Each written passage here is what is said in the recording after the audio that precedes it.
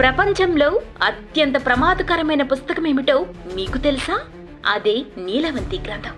ఎందుకంటే దీనిని ఒక శాపంతో బంధించారు. ఈ గ్రంథాన్ని సగం చదివి ఆపేస్తే పిచ్చివాళ్ళైపోతారు. అదే పూర్తిగా చదివితే చనిపోతారు. ఈ పుస్తకంలో పక్షులతో, చెట్లతో, ఆఖరికి దెయ్యాలతో కూడా ఎలా మాట్లాడాలి అనేది రాసి ఉంటుంది. 150 సంవత్సరాల క్రితం ఉత్తరప్రదేశ్లో నీలవంతి అని ఒక అమ్మాయి జన్మించింది. ఆమె రాత్రుళ్ళు అడవిలోకి వెళ్లి పక్షులతో మాట్లాడుతూ ఉండేది. ఆమెను చూసిన ఊరు వారంతా ఆమెకు పిచ్చి పట్టింది అనుకునేవారు.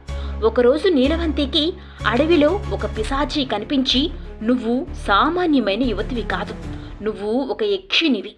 మానవ రూపం నుంచి యక్షినిగా మారాలి అంటే కొంత సాధన చేయవలసి ఉంటుంది" అని చెప్తుంది. ఆ రోజు నుంచి నీలవంతి ప్రతిరోజు కూడా సాధన చేసి జంతువుల్ని బలి చేస్తూ ఉండేది. నీలవంతి తన జ్ఞానాన్ని అంతా ఒక పుస్తకంలో రాస్తూ ఉండేది. ఇలా ఉండగా నీలవంతిని ఒకరోజు ఊరు వాళ్ళు పట్టుకుంటారు. అప్పుడు ఆ పుస్తకాన్ని ఆ పిశాచికి ఇచ్చి, "ఈ గ్రంథాన్ని సగం చదివి ఆపేస్తే పిచ్చివాళ్ళైపోతారు, అదే పూర్తిగా చదివితే వాళ్ళు చనిపోతారు" అని శాపం పెడుతుంది. ఇండియాలో ఈ పుస్తకాన్ని బ్యాన్ చేశారు. ఈ వీడియో నచ్చినట్లయితే లైక్ చేయండి, షేర్ చేయండి, సబ్స్క్రైబ్ చేసుకోవటం మాత్రం మర్చిపోకండి.